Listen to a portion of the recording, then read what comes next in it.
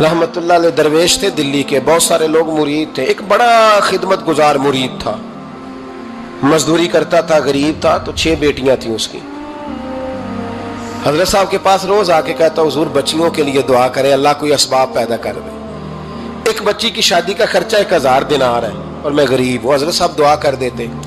खानका शरीफ के थोड़े ही फासले पर, हजरत जहां बैठ के मुरीदों की तरबियत करते थे, उससे थोड़ा ही फासले पर ना एक ईसाई रहता था, बड़ा मालदार था, बड़ी सारे ऊंट, गायें, भेड़, बकरियां रखी हुई थी और हजरत शरफुद्दीन रहमतुल्लाह अलैह की बड़ी मुखालफत करता था।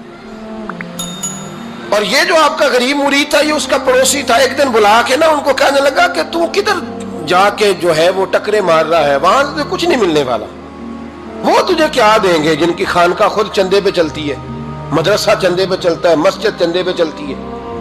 तेरी बेटी का मामला कहां हल होगा? तो उस दरवेश ने कहा कि तू मेरे पीर को नहीं जानता, तू अजय मेरा महबूब नहीं डिठा, तो पता नहीं ना, तू इस रास्ते का मुसाफिर नहीं, तू नहीं जानता। उनका बस चले ना तो वो हर कीमत में मेरी बेटियों की शादी करा दे। अब वो ईसाई था, कहने लगा अच्छा चलो ठीक है, अगर इतनी बात है ना तो जाओ उनसे जाके कह दो कि 6 साल के लिए मेरे साथ मुआहदा कर लें, तो मेरे जानवरों को चारा डाल दिया करे, 6 साल ड्यूटी करे, मैं 6000 दिनार दे देता हूं। वो मेरे साथ 6 साल मेरे जानवरों को चारा डाले, रखते हैं ना आप चारा डालने के लिए, एडवांस पैसे दे के। अब तो लोग उन्हें भी गुलाम ही बना लेते हैं, बड़ी थोड़ी तनख्वाह देते हैं, जुल्म करते हैं, पूरा मुआवजा नहीं देते।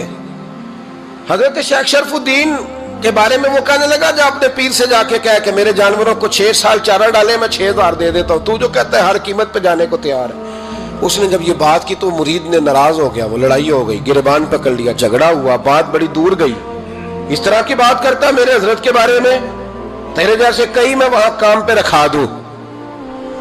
जब वो बड़ी बहस हुई, बात मोहल्ले में, इलाके में फैल गई, दुनिया ने सुन ली, तो शेख शरफुद्दीन तक भी पहुंच गई। इस तरह झगड़ा हुआ है। लोग सो गए इशा की नमाज के बाद। हजरत साहब ने ना सर पे कपड़ा लिया, उस ईसाई के दरवाजे पे दस्तक दी। वो बाहर आया, फरमाने लगे लोग तो सोच समझ के मुलाजम रखते हैं, तूने भी तो सोच ही लिया होगा, तभी तो मुझे ऑफर की है। तू अपनी ऑफर पे कायम है? वाकई मुझे रख लेगा और 6000 दिनार दे देगा? कहने लगा जा बाबा काम कर अपना। फरमाया नहीं, तूने इतने लोगों में बात की, इतनी बहस हुई, तो कायम है? कहने लगा मैं तो कायम हूं, पर आपने नहीं कायम रहना। फरमाया मैं सोच समझ के आया हूं। उसने कहा आप ड्यूटी करेंगे, भैंसों को चारा डालेंगे? फरमाया एक शर्त, बस जब अजान हो जाए ना तो मुझे रब की नमाज पढ़ने की इजाजत दे देना, बाकी सुबह शाम जो तू कहेगा। अगर उस गरीब की बेटियां ब्याही जाए तो मुझे और क्या चाहिए? उसकी 6 बेटियों का बोझ है उसके सर पे, तू मुझे रख ले। अल्लाह अकबर।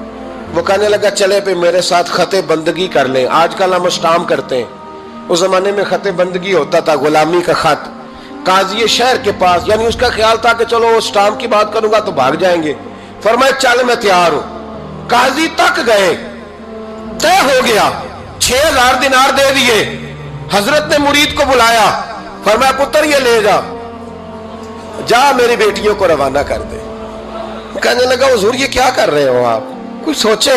फरमाया यार जब तुझे बेटा बना लिया तो फिर मेरी पोतियां तो लगती हैं ना, मेरा हक तो बनता है ना, जाके ड्यूटी कर, उनको ब्याह दे। बात फैल गई। बादशाह भी अकीदतमंद था, वो 12000 दिनार लेके पहुंचा।